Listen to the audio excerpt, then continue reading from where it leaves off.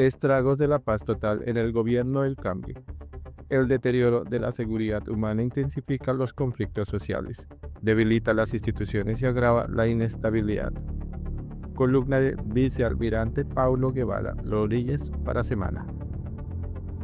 De una política de defensa y seguridad nacional firme, exitosa y reconocida a nivel regional, hemos pasado a la paz total, que prioriza esencialmente la seguridad humana. Sin duda con objetivos loables, pero en el contexto actual de improvisación y caos en el orden público, genera más confusión y desconfianza. Esto se refleja en el 63,3% de desaprobación, según la encuesta Inbamer de noviembre de 2024, donde la población manifiesta sentirse insegura con la política de paz vigente.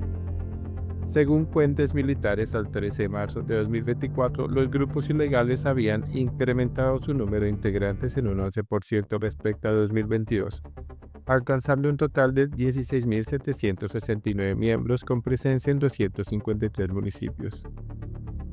Quizá la práctica que más afecta a las tropas sea el secuestro recurrente de soldados por parte de las guardias campesinas instrumentalizadas por el ELN o las disidencias de las FARC.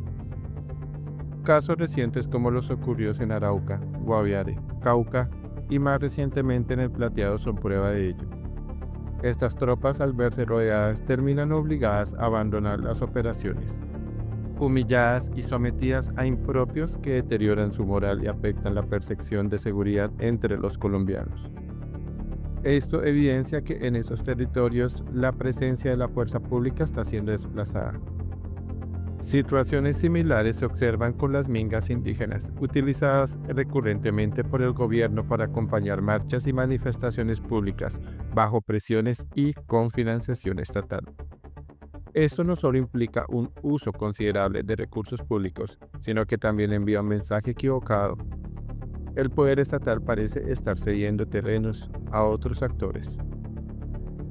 En cuanto al Servicio Social para la Paz, creado mediante la Ley 2272 de 2022 como alternativa al servicio militar obligatorio y remunerado con el 80% de un salario mínimo, aunque en esencia tiene una intención positiva, podría afectar las cuotas de incorporación para el servicio militar. Este servicio es esencial para mantener presencia en las zonas más remotas del país.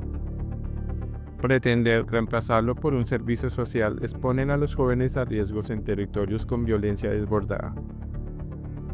El nombramiento de gestores de paz, permitido por la Ley 418 de 1997, ha generado una fuerte desaprobación, 84,1% según la encuesta Inbamer. Ejemplos como el de Salvatore Mancuso y 18 exjefes de las AUC son altamente cuestionados. Estas figuras desvinculadas del poder real sobre las actuales estructuras criminales difícilmente contribuirán a la paz, y sus nombramientos parecen responder más a intereses políticos. Además, el país parece haber normalizado la impunidad.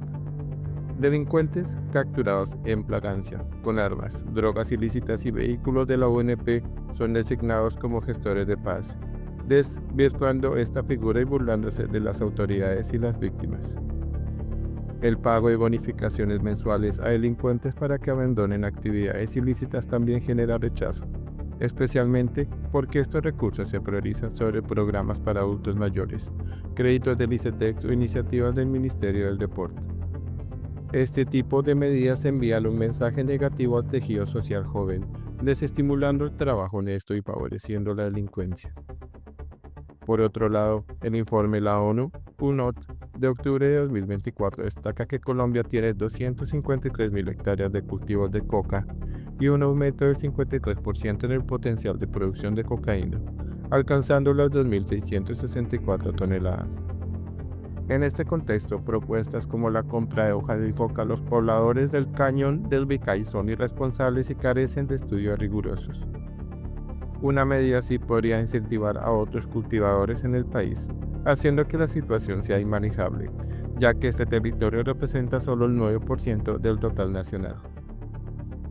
Además, los GAOs están presionando a las comunidades para que, mediante bloqueos como el de la carretera panamericana, fuercen al gobierno a retirar las tropas y permitan la continuidad de sus operaciones ilícitas. Mientras tanto, las fuerzas militares intentan enfrentar de manera más eficiente la guerra híbrida, un fenómeno que el propio Estado ha fortalecido, ajustando su doctrina operacional para maximizar el uso de recursos cada vez más limitados. Sin embargo, según la encuesta Inbamer, el 78,3% de los colombianos cree que el Estado y las Fuerzas Armadas han perdido el control de los territorios dominados por los GAO. Esto plantea una pregunta esencial: ¿contra qué enemigos se enfrenta el Estado?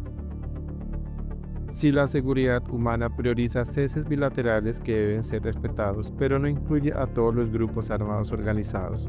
Si los frentes del ELN no obedecen a sus cabecillas exiliados, quienes ahora exigen refundar el Estado. Si las disidencias de las FARC están fracturadas y si la facción de Iván Mordisco, que concentra el 70% de los hombres en armas, abandonó las negociaciones, ¿cómo puede sostenerse esta política? Mientras tanto, en los territorios sigue la violación sistemática de derechos fundamentales y el terrorismo criminal contra las tropas. Además, el Movimiento de Observación Electoral MOE advirtió en 2022 que en periodos previos a elecciones la violencia contra líderes sociales, políticos y comunales tiende a incrementarse exponencialmente. Esto pone al país en riesgo de un asunto inminente de la violencia y de coacción electoral a favor de los candidatos respaldados por los GAO de cara al proceso electoral de 2026. Con toda seguridad, Colombia avanza hacia una peligrosa descentralización del poder estatal, donde las guardias campesinas y las comunidades indígenas asumieran roles que debilitan las instituciones. Al mismo tiempo, las leyes se adaptan para favorecer los delincuentes, la fuerza pública pierde capacidad de respuesta, la sociedad se polariza y las instituciones se deslegitiman. Esto envía un mensaje nefasto a las futuras generaciones. Delinquir es rentable y puede ser recompensado mediante negociaciones con el gobierno.